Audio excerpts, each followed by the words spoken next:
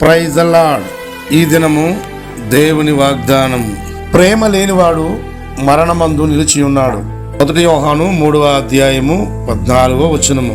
ప్రియులారా, దేవుని బిడ్డలారా, వెలుగులో ఉన్నానని చెప్పుకొనుచు తన సహోదరుని ద్వేషించేవాడు ఇప్పటి వరకును చీకట్లోనే ఉన్నాడు. తన సహోదరుని ప్రేమించేవాడు వెలుగులో ఉన్నవాడు, అతని యందు అభ్యంతర కారణమేదీ లేదు. తన సహోదరుని ద్వేషించేవాడు చీకట్లో ఉండి చీకట్లో నడుచున్నాడు. చీకటి అతని కన్నులకు గురుడితనము కలుగు చేసిన కనుక తాను ఎక్కడికి పోచున్నాడో అతనికి తెలియదు. అయితే ఆత్మఫలమేమనగా ప్రేమ. ఒకరినొకడు ప్రేమింపవలననే ఈ సంగతులు మీకు ఆజ్ఞాపించుచున్నాను అన్నాడు యోహాను. సహోదర ప్రేమ నిలువరముగా ఉండనీయుడి.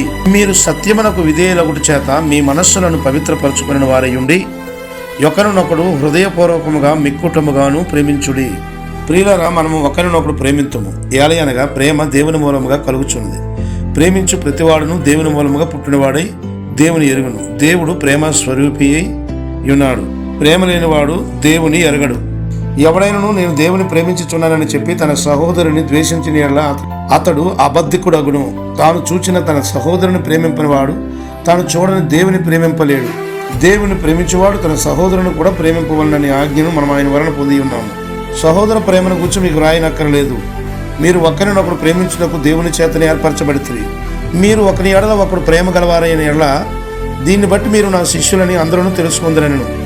కాబట్టి ప్రియులారా, ప్రేమ యందు నిలిచి ఉండండి. దేవుని ప్రేమ తన ప్రాణాన్ని మన కొరకు పెట్టింది. తన పరలోక మహిమని విడిచిపెట్టి మన కొరకు వచ్చాడు. వెతికి వెతికి మనల్ని రక్షించాడు. ఆయన పేరేంటో మనకు తెలీదు. మన పేరు తెలుసుకొని మనల్ని పిలిచాడు. ఆయన తల్లి గర్భంలోనే మనల్ని ఏర్పాటు చేసుకున్నాడు, ఎన్నుకున్నాడు, కోరుకున్నాడు, నిన్ను ఏర్పాటు చేసుకున్నాడు. కాబట్టి వాగ్దానాన్ని స్వతంత్రించుకో.